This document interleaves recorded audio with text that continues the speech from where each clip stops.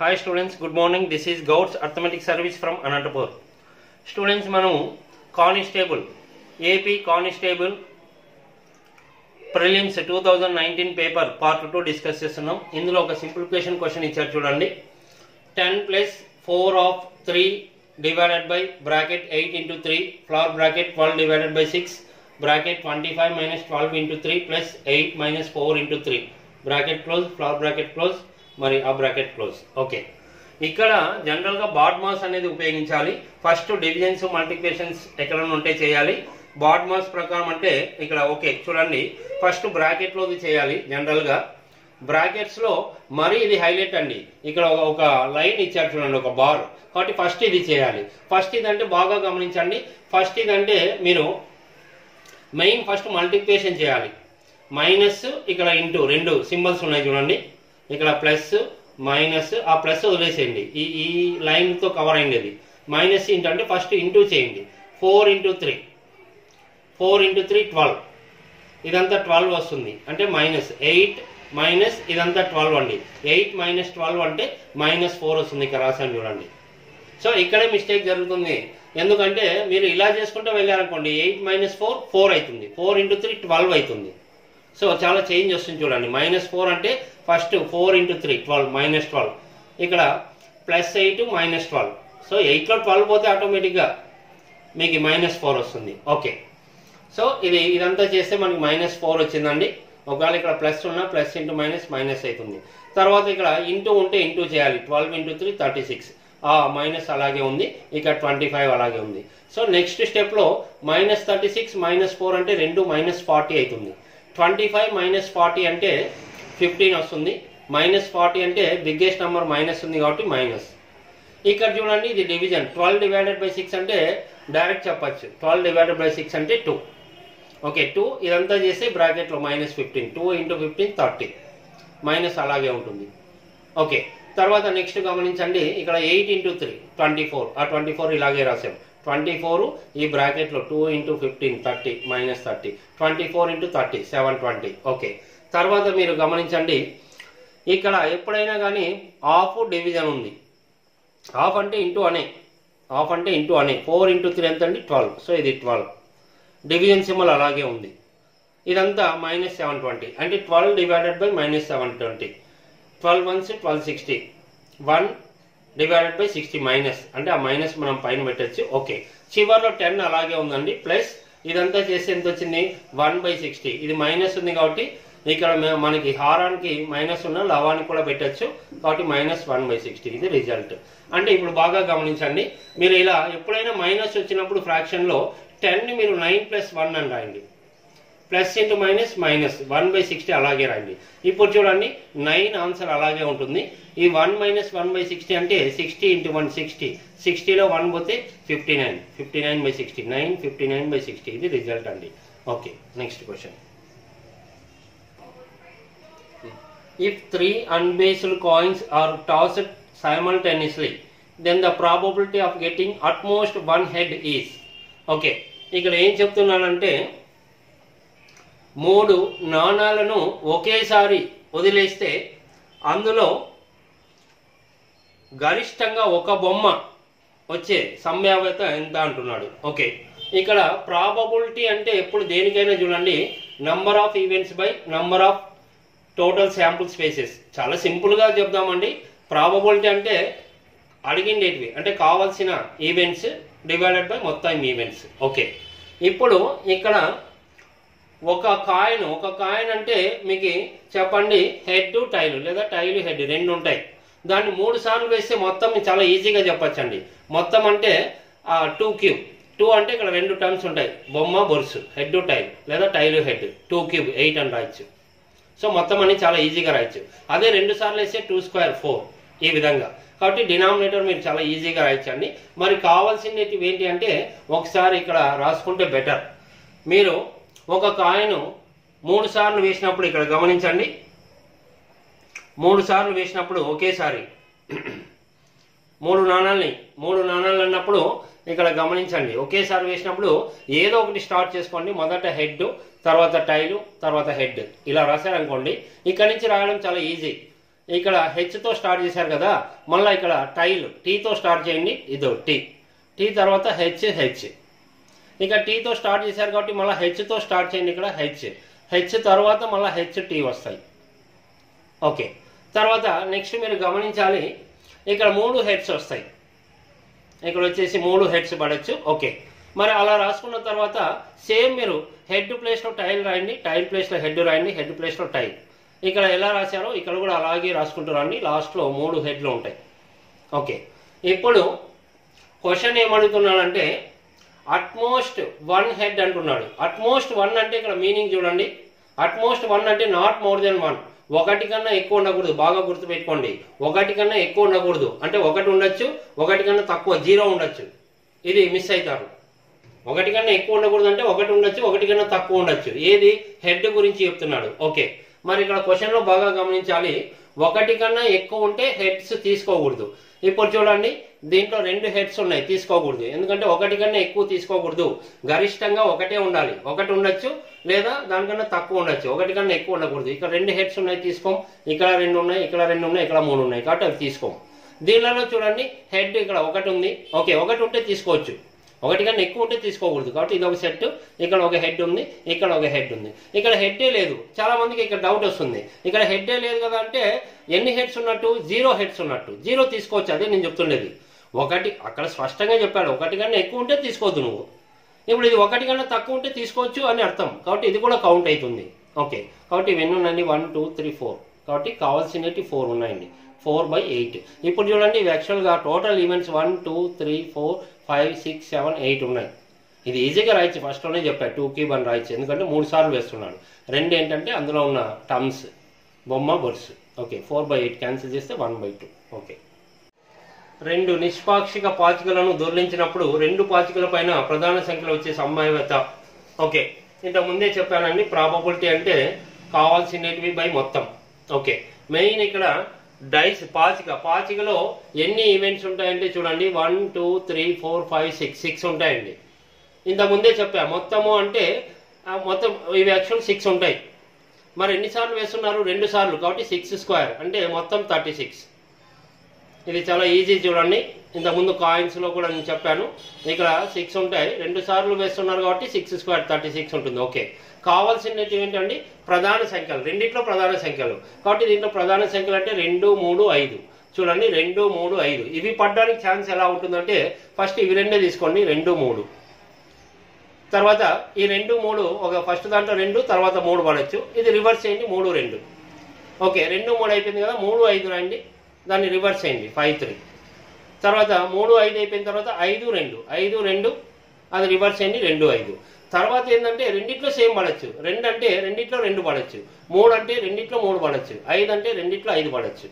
దీన్ని తిప్పేసిన అదే వస్తుంది కాబట్టి ఇది ఒకసారే తీసుకుంటాం. కాబట్టి ఇవన్నీ కౌంట్ చేయండి, 1 2 3 4 5 6 7 8 9. లేదా మీకు ఎన్ని ఉన్నాయండి? ఇవి 1 2 3 ఉన్నాయి. చూడండి 3 రెండిట్లో కాబట్టి 3² 9, అలా కూడా అడ్జస్ట్ చేసుకోవచ్చు. సో 9/36 క్యాన్సిల్ చేస్తే 9 1 9 4 1/4. ఓకే,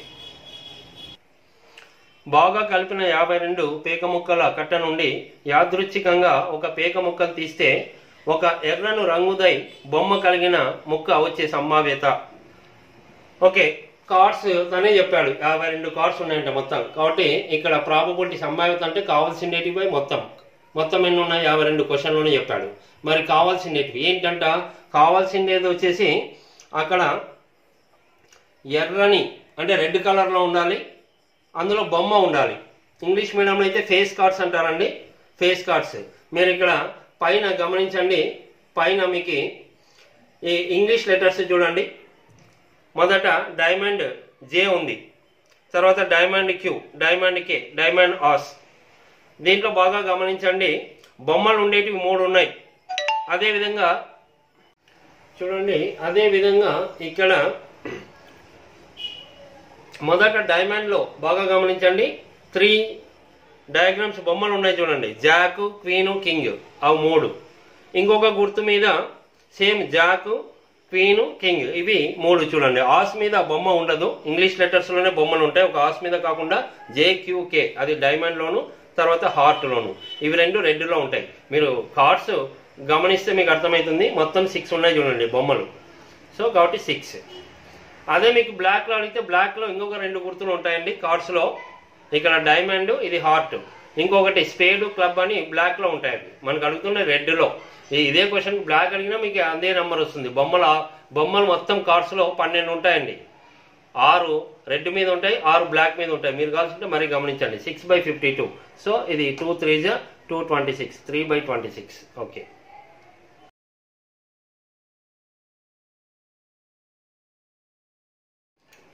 ఒక కార్యాలయంలో 1/4 వంతు ఉద్యోగులు స్త్రీలలో 2/3 వంతు, పురుషుల్లో 3/4 వంతు వివాహితులు. వివాహిత స్త్రీలలో 3/4 వంతుకి మరియు వివాహిత పురుషులలో 8/9 వంతుకి పిల్లలు ఉంటే అప్పుడు మొత్తం ఉద్యోగుల సంఖ్యలోని పిల్లలు లేని ఉద్యోగుల భాగం. ఓకే, ఇక్కడ అన్ని భిన్నాల్లో ఇచ్చారు చూడండి. కాబట్టి భిన్నాల్లో ఇచ్చినప్పుడు మనం ఎల్సిఎంతో చేయొచ్చు. కొద్దిగా మీకు డెసిమల్స్ వస్తాయి కాబట్టి టోటల్ 1 అనుకుందామండి. ఈ బాక్స్లో ఇంకా రాసామంటే ఇది టోటల్ మొత్తం ఉద్యోగులు 1 పార్ట్ అనుకుందాం. ఓకే, దాంట్లో ఉమెన్, మెన్, స్త్రీలు, పురుషులు. ఓకే, ఉమెన్లో వచ్చేసి ఎంప్లాయీ ఉద్యోగుల్లో 1/4 వంతు అన్నాడు. అది 1 అనుకున్నాం కాబట్టి 1 × 1 రాయాల్సిన అవసరం లేదు, డైరెక్ట్ 1/4. ఇంకా మిగిలిన వాళ్ళు పురుషులు. ఇలా ఈజీగా అర్థమవుతుంది. ఇక్కడ పావుల భాగం ఇది అంటే 3/4 భాగం ఉన్నట్టు. లేదా ఇక్కడ భిన్నంలో చూడండి, ఎప్పుడైనా కానీ భిన్నం అన్నప్పుడు ఇది టోటల్ 4 ఉద్యోగులు ఉంటే అందులో 1 స్త్రీ అని. మరి ఆటోమేటిక్గా 4లో 1 పోతే 3, మొత్తం ఉద్యోగులు 4 అలాగే ఉంటుంది. లేదా టోటల్ 1 కదండి, 1లో 1/4 తీసేయండి. 1 - 1/4, 3/4. ఓకే, తర్వాత ఇందులో మ్యారీడ్ అయిన వాళ్ళు, పెళ్ళైన వాళ్ళు స్త్రీలలో 2/3 వంతు అన్నాడు. స్త్రీలు ఎంత ఉన్నారు? 1/4 అలాగే ఉంది చూడండి, దాంట్లో 2/3 వంతు. మరి పురుషుల్లో 3/4 వంతు అన్నాడు. ఆల్రెడీ పురుషులు ఇంతమంది ఉన్నారు, అది అలాగే ఉంది, 3/4 వంతు. ఓకే, వీరికి పిల్లల గురించి చెప్తున్నాడు. పిల్లలు ఎలా ఉన్నారంటే ఈ మ్యారీడ్ అయిన స్త్రీలలో, పెళ్ళైన స్త్రీలలో 3/4 వంతు ఇది ఇలాగే ఉంది చూడండి. ఈ పార్ట్ అలాగే ఉంటుంది. ఎక్స్ట్రాగా 3/4 వంతు వీళ్ళు పిల్లలు. మరి ఇక్కడ పురుషుల్లో 8/9 వంతు ఇది ఎక్స్ట్రా వస్తాను చూడండి. ఈ పార్ట్ అలాగే కంటిన్యూ అవుతూ ఉంటుంది. పెళ్ళైన వాళ్ళలో ఇది ఎక్స్ట్రా పిల్లలు ఉన్న వాళ్ళు 8/9. సో ఇది చేస్తే పిల్లలు ఎంతమంది పిల్లలు ఉన్న వాళ్ళ భిన్నాలు వస్తాయి. ఇక్కడ మీరు గమనించండి, 3 3 క్యాన్సిల్ అయిపోతుంది. 3 3, 2 1s 2 2s. సో ఇదంతా సింపుల్ క్యాలిక్యులేషన్. 1/8 వస్తుంది. ఇక్కడ 3 × 3 9 9 క్యాన్సిల్ అవుతుంది. 4 1s 4 2s మరి 2 2s. సింపుల్ క్యాలిక్యులేషన్ మీరు చేయొచ్చు. 1/2. మరి 1/8 + 1/2 మొత్తం పిల్లలు ఎంతమంది అంటే ఇవి 2 యాడ్ చేయండి. ఇవి 2 యాడ్ చేయాలంటే ఇది చాలా సింపుల్. 2 భిన్నాలని కూడేటప్పుడు 8 × 2 16 డినామినేటర్లో ఎల్సిఎం లేకుండా ఇలా కూడా చేయొచ్చు. తర్వాత క్రాస్ మల్టిప్లికేషన్ 1 × 2 2, 8 × 1 8. సో ఇది 1 × 2 + 8 × 1 8, 2 + 8 10. లేదా 1/1 ఉంటే చాలా ఈజీ. 8 2 16, 8 + 2 10. ఇది క్యాన్సిల్ అయిపోతే 2తో 2 5ల 2 ఎమ్ముల 5/8. ఏంటి మొత్తం పిల్లలు ఎంత భాగం అంటే 5/8. కానీ క్వశ్చన్ అడుగుతున్నది పిల్లలు లేని వాళ్ళు, నాట్ చిల్డ్రన్ అంటే ఇప్పుడు టోటల్ ఎంతమంది అండి? 1. అందులో పిల్లలు ఉండే భాగం వచ్చేసి 5/8. తీసేస్తే 8 1s 8, 8లో 5 పోతే 3/8. లేదా టోటల్ 8 కాదండి, 8లో 5 మంది పిల్లలు ఉన్నట్టు. సో 8లో 5 పోతే 3 పిల్లలు లేని వాళ్ళు కాబట్టి 3/8. ఓకే, ఒక తరగతి గదిలో కొన్ని బల్లలు ఉన్నాయి. బల్లకు 4 విద్యార్థులు చొప్పున కూర్చుంటే 4 బల్లలు ఖాళీగా ఉంటాయి. అలా కాకుండా బల్లకు 3 విద్యార్థులు చొప్పున కూర్చుంటే 3 విద్యార్థులు నిలబడాల్సి ఉంటుంది. అప్పుడు ఆ తరగతి గదిలోని బెంచీలు మరియు బాలుర సంఖ్యల మొత్తం. ఓకే స్టూడెంట్స్, ఇక్కడ ఒక క్లాస్ రూమ్లో బెంచెస్ ఉన్నాయి. బెంచెస్ని X అనుకుందాం. నంబర్ ఆఫ్ స్టూడెంట్స్ విద్యార్థులను Y అనుకుందాం. ఓకే, మొదట్లో చెప్పిండేది ఏ విధంగా చెప్పాడంటే అతను ఒక్కొక్క బెంచ్లో 4 కూర్చుంటే అంటే మొత్తం స్టూడెంట్స్ అంటే ఏంటి? y = మొత్తం విద్యార్థులు ఎలా రాసుకోవచ్చు అంటే ఒక్కొక్క బెంచ్లో 4 అన్నప్పుడు బెంచెస్ ఎన్నండి? X. ఒక్కొక్క బెంచ్లో 4 అంటే 4x. అయితే ఇక్కడ ఒకటి గమనించాలి, ఇక్కడ ఒక్కొక్క బెంచ్లో 4 కూర్చుంటే 4x, కానీ అక్కడ స్పష్టంగా చెప్పాడు ఇంకా 4 బెంచెస్ మిగిలాయంట. మరి 4 బెంచెస్ మిగిలాయి అంటే ఒక్కొక్క బెంచ్లో ఎంతమంది ఉన్నట్టు? 4 బెంచెస్, ఒక్కొక్క బెంచ్లో 4 కూర్చుంటారు అంటే 4 4 16 మంది ఇంకా తక్కువ ఉన్నట్టు. చూడండి మొత్తం విద్యార్థులు అంటే ఒక్కొక్క బెంచ్లో 4 అంటే 4x. ఓకే, కానీ ఇందులో ఎందుకు తీసేస్తున్నామంటే అక్కడ మిగిలాయి ఎన్ని 4 బెంచెస్ మిగిలాయి. అంటే 4 బెంచీల్లో కూర్చున్న స్టూడెంట్స్ మనము తీసేయాలి ఈ టోటల్లో నుంచి. సో ఇక్కడ 4 × 4 ఏంటి, 4 బెంచెస్ మిగిలాయి, ఒక్కొక్క బెంచ్ లో 4, ఆ 16 మిగిలినట్టు, కాబట్టి 4x - 16. ఓకే, చూడండి. మరి రెండవసారి అలా కాకుండా ఇంకొక విధంగా ఏం చెప్పాడంటే ఒక్కొక్క బెంచ్లో 3 కూర్చుంటే ఇంకా 3 మిగులుతారంట. కాబట్టి టోటల్ నెంబర్ ఆఫ్ స్టూడెంట్స్ అంటే ఒక్కొక్క బెంచ్లో 3 కూర్చుంటున్నారు. సో బెంచెస్ అంటే x అంటే 3x, ఎన్ని బెంచెస్ ఉంటే అంతమంది, ఒక్కొక్క దాంట్లో 3x, ఇంకా 3 ఎక్స్ట్రా మిగిలారు కాబట్టి +3 స్టూడెంట్స్ ఉంటారు. ఓకే, ఇప్పుడు చూడండి టోటల్ స్టూడెంట్స్ y అంటే 4x - 16. ఇక్కడ రెండవసారి చెప్పిన స్టేట్మెంట్ ప్రకారం టోటల్ స్టూడెంట్స్ y అంటే 3x + 3. ఇది y కి ఈక్వేషన్, ఇది y కి ఈక్వేషన్, కాబట్టి ఇవి రెండు ఈక్వేట్ చేయండి. 4x - 16 = 3x + 3. ఈ +3x ఇటువైపు వస్తే ఆల్రెడీ 4x ఉంది, 4x లో 3x పోతే 1x. ఈ -16 ఇటువైపు పోతే ఆల్రెడీ +3 ఉంది, -16 ఇటువైపు పోతే +16, 16 + 3 19, అంటే x వాల్యూ 19. x 19 అంటే ఏంటి, బెంచెస్ 19. ఓకే, బెంచెస్ 19 అంటే మరి స్టూడెంట్స్ ఎంతమంది అంటే y = ఈ రెండిట్లో ఎక్కడన్నా x ప్లేస్ లో మీరు 19 ని సబ్స్టిట్యూట్ చేయొచ్చు. ఇక్కడ చేసాం చూడండి, y = 3x + 3. x అంటే ఇప్పుడే క్యాలిక్యులేట్ చేసాం 19, 3 × 19 57 + 3 60. y అంటే ఎవరండి, స్టూడెంట్స్. మనకు అడుగుతున్నది total number of benches and students 19 + 60 79. చూడండి x + y. Okay, next question. కొంత సొమ్ము సామాన్య వడ్డీతో 4 సంవత్సరాల్లో 24,000 రూపాయలు మొత్తం అవుతుంది. వడ్డీ రేటు 20% పెంచితే అదే మొత్తం అదే కాలానికి 25,800 రూపాయలు అవుతుంది. మొదట ఉన్న వడ్డీ రేటు. ఓకే స్టూడెంట్స్, ఇక్కడ మొత్తము అంటే అసలు ప్లస్ వడ్డీ, ప్రిన్సిపల్ ప్లస్ ఇంట్రెస్ట్ మొత్తం, ఇది అందరికీ తెలిసిన విషయమే. ఓకే, ఫస్ట్ స్టేట్మెంట్ లో ఏం చెప్పాడు, కొంత సొమ్ము ఎంతో తెలియదు, వడ్డీ ఎంతో తెలియదు, మొత్తం 24,000 అయింది. ఎంత, 4 సంవత్సరాలకి, అది టైం ఏం రాలేదు ఇక్కడ. ఓకే, తర్వాత అదే కాలానికి నెక్స్ట్ వడ్డీ రేట్ 20% పెంచితే, సో ఇక్కడ అసలు వడ్డీ 20% పెంచితే అది 25,800 అయింది. ఇక్కడ చూడండి నేను ఏం రాశానంటే 25,800 అంటే 24,000 కన్నా ఎంత ఎక్కువ అనేది తీసేసేయండి. 25,800 క్వశ్చన్ లో ఇచ్చాడు, దాంట్లో నుంచి 24,000 తీసేయండి, 1800 ఎక్స్ట్రా ఉంటుంది. ఓకే, ఇప్పుడు గమనిస్తే దీనికి డిఫరెన్స్ ఏంటండి, ఎక్స్ట్రా 1800 వచ్చింది, ఇది ఎక్స్ట్రా 20%. కాబట్టి ఇక్కడ చూడండి 20% పెంచితే అంటే 120%, 120% = 1800. మరి 100% ఎంత, ఇది మరీ చేసుకోండి. 1800/120 × 100 చేస్తే మీకు 15,000. ఏంటి 100% అంటే అసలు, అంటే ప్రిన్సిపల్. సో అసలు 15,000. ఇప్పుడు చూడండి ఈ క్వశ్చన్ ని మనం అడుగుతున్నది వడ్డీ రేట్ ఏ విధంగా క్యాలిక్యులేట్ చేసి చూడండి. మొదట స్టేట్మెంట్ లో మనకి అసలు ప్లస్ వడ్డీ మొత్తం 24,000. అసలు అంటే ఇప్పుడే కనుక్కున్నాం 15,000. కాబట్టి వడ్డీ ఎంత అంటే ఈ 15,000 24,000లో తీసేయండి 9,000. ఇక్కడ ప్లస్ ఇటువైపు పోతే మైనస్. ఓకే, వడ్డీ 9,000. ఇప్పుడు బేసిక్ ఫార్ములా అండి, 100 SI = PTR. సో 100 ఎలా రాసాం, SI అంటే మనం ఇక్కడ ఇంట్రెస్ట్ 9,000, ప్రిన్సిపల్ అసలు అంటే 15,000, టైం క్వశ్చన్ లో చెప్పాడండి, చదువుకోండి 4 years. రేట్ పర్సెంట్ తెలీదు. ఇవి క్యాన్సిల్ చేస్తే చాలా ఈజీగా, ఇక్కడ చూడండి 3 zeros క్యాన్సిల్ అవుతాయి, 5 3 5 20, 4 1s 4 5, 3 1s 3 3, 5 × 3 15. So rate percent 15. So ఈ విధంగా ఇది బేసిక్ ఫార్ములా అండి. SI = PTR/100 కూడా రాసుకోవచ్చు, నేను జస్ట్ దాన్ని మార్చి ఇలా రాశాను. ఓకే,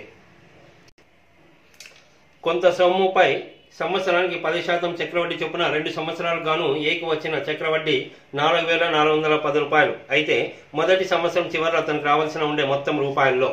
ఓకే స్టూడెంట్స్, ఇక్కడ చక్రవడ్డీ కాంపౌండ్ ఇంట్రెస్ట్ గురించి చెప్తున్నాడు. ఎటువంటి ఫార్ములా రాయడం లేదు, పర్సంటేజ్లోకి మూవ్ అవుతున్నాం. ఎప్పుడైనా అసలు ప్రిన్సిపల్ ని 100% తో స్టార్ట్ చేయండి. తర్వాత కాంపౌండ్ ఇంట్రెస్ట్ చక్రవడ్డీ 21. ఇది ఎవరికి డౌట్ రాకూడదు, ఇది ఎక్కడ ఉంది అంటే ఇది బేసిక్ పాయింట్. క్వశ్చన్ లో చూసుకోండి, 10% 2 years, 10% 2 years అంటే ఫిక్స్ అండి, అది 21. ఏ విధంగా వస్తుంది అనేది బేసిక్. ఇది మీరు కాంపౌండ్ ఇంట్రెస్ట్ చాప్టర్ టచ్ ఉందంటే చాలు, 10% ఏ ఎగ్జామ్ లో చూసుకోండి, 10% 2 years నెంబర్ ఆఫ్ టైమ్స్ వచ్చింది. అంతెందుకు రీసెంట్ గా జరిగిన SI ఎగ్జామ్ లో కూడా 10% 2 years 21 ఎలా వస్తుందో మీరు అక్కడ ఇంకొక వీడియోలో గమనించవచ్చు. ఇదైతే ఫిక్స్ అండి. ఇక నాన్ మ్యాథ్స్ స్టూడెంట్ తెలియని వాళ్ళు ఇబ్బంది పడకూడదు. 10% 2 years అంటే అది ఇంకా మెమరీ ఉండాలి. ఎలా వస్తుంది అనేది ఇంకొక వీడియోలో చెప్పేశాం. ఓకే, మరి అమౌంట్ ఏ మొత్తం అంటే అసలు ప్లస్ వడ్డీ 100 + 21, 121%. ఓకే, ఇప్పుడు మీకు డబ్బు గురించి ఇచ్చాడండి, వడ్డీ ఇచ్చాడు, కాంపౌండ్ ఇంట్రెస్ట్ ఎంత 4,410. కాబట్టి ఫస్ట్ అసలు ఎంతో అడగచ్చు క్వశ్చన్లో. అసలు అంటే 100% ఎంత? సో ఇక్కడ చూడండి 21 ఇంత అయితే 100 ఎంత? So 4410/21 into 100. ఇది క్యాన్సిల్ చేయండి, 21,000 వస్తుంది. 21 స్క్వేర్ ఇది 441, కాబట్టి ఆ 3 జీరోలు అలాగే వస్తాయి. సో 21,000 ఏంటిది? అసలు. ఓకే, ఇప్పుడు ఇక్కడ కూడా ఫార్ములా రాయడం లేదు చూడండి.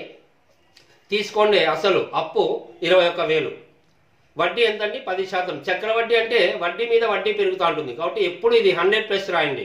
ఈ చాప్టర్లో ఎవరు ఇబ్బంది పడద్దండి. 10% అంటే 110/100 ఫస్ట్ ఇయర్కి. మరి సెకండ్ ఇయర్ కంటే ఇంకొకసారి రాస్తాం. అలా ఎన్ని ఇయర్స్కి అయితే అన్ని ఇయర్స్. కానీ క్వశ్చన్లో బాగా గమనించండి, 2 సంవత్సరం తర్వాత ఎంత పే చేయాలంటే ఇదంతా చేయాలి. కానీ మనకు అడుగుతున్నది 1 సంవత్సరమే, 2వ సంవత్సరం కాదు.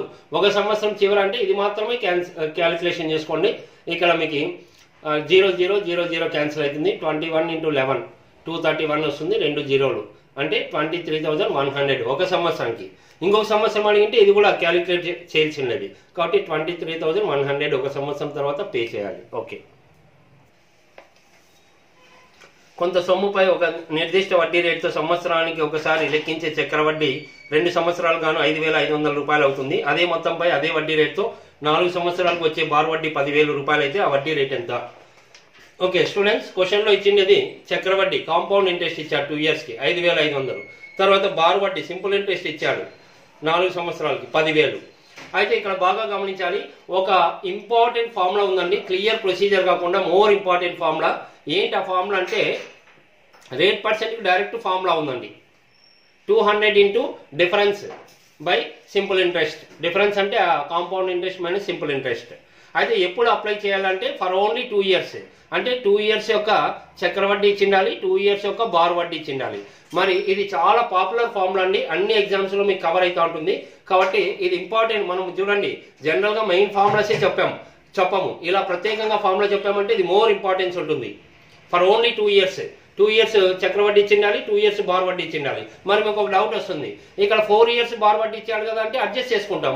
ఇక్కడ చూడండి ఇది 2 ఇయర్స్ ఓకే, మరి ఇది 4 ఇయర్స్కి 10,000 అయితే 2 ఇయర్స్కి ఎంత అవుతుంది? 5,000. ఎందుకు ఇలా మార్చుకుంటున్నాము? మనకు basic formula more important formula ఉంది. ఓకే, మరి ఈ ఫార్ములాలో రేట్ పర్సెంట్ అంటే గమనించండి 200, అది ఫార్ములాలో ఉండేది. Difference compound interest minus simple interest 5,500 minus 5,000 అంటే 500 వస్తుంది బై సింపుల్ ఇంట్రెస్ట్ 5,000.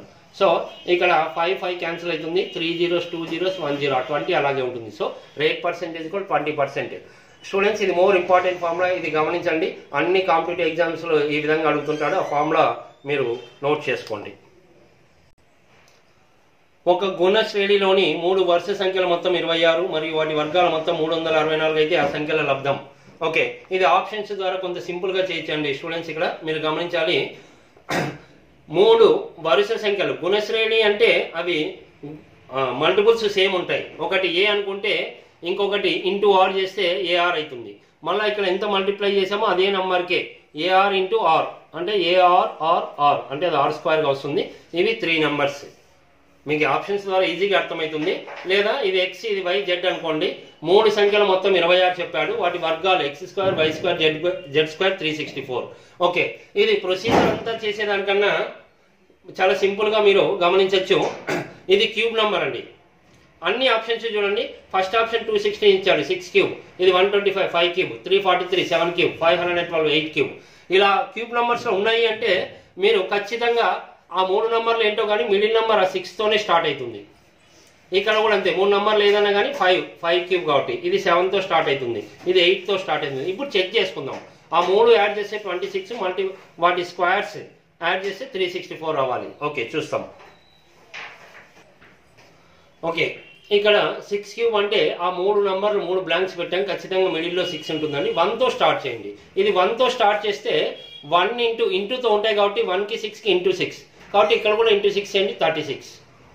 మరి ఈ 3 యాడ్ చేస్తే 26 ఉండాలి. 1 + 6 7, 7 + 36 43 కాబట్టి ఇది రాంగ్ అండి. మరి అలాగే ఇది చూడండి, ఇది 5 ఉందంటే 1తో స్టార్ట్ చేయండి. 1 × 5 5, 5 × 5 25 అంటే 3 మల్టిప్లై చేస్తే 125 వస్తాయి. కానీ మనకేంటి ఇక్కడ ఈ వాల్యూ సెట్ కావాలి. 3 యాడ్ చేస్తే 31 వస్తుంది కాబట్టి ఇది ఫెయిల్. సో అలా మిగతా 2 కూడా చెక్ చేసుకోండి. మరి అన్ని ఫెయిల్ అవుతాయి.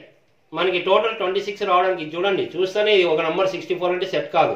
3 యాడ్ చేస్తే 26 ఉండాలి. ఒక నంబర్ 49 అంటే సెట్ కాదు. ఓకే, మరి 1తో ఫెయిల్ అయింది కాబట్టి మరి 2తో స్టార్ట్ చేసుకున్నాం. 1 తర్వాత 2. ఈ నెంబర్ మాత్రం చేంజ్ కాదండి, 6 అలాగే ఉంటుంది. ఇక 2 ఉందంటే 2కి 6 ఏంటంటే ఇంటూ 3. మరి ఇక్కడ ఇంటూ 3 అంటే ఇక్కడ కూడా ఇంటూ 3. 6 ఇంటూ 3 18. ఇప్పుడు ఈ 3 నెంబర్లు చూడండి, 2 + 6 8, 8 + 18 26 కరెక్ట్గానే ఉంది. మరి ఇది కరెక్ట్గానే ఉంది అంటే ఇంకోటి కూడా చేసుకుందాం. వాటి స్క్వేర్స్ ఎంత? 364. సో ఇది ఇక్కడ 2 స్క్వేర్, ఇక్కడ 6 స్క్వేర్, ఇది 18 స్క్వేర్. 2 square 4, 6 square 36, 18 square 324. అన్ని యాడ్ చేస్తే 364. క్వశ్చన్లో చెప్పిన కరెక్టే. మిగతా జాగ్రత్తగా అలా చెక్ చేసుకోండి, ఏబీ సెట్ కాదు. కాబట్టి ఇది ఒక సింపుల్ వే అండి. Okay, thank you.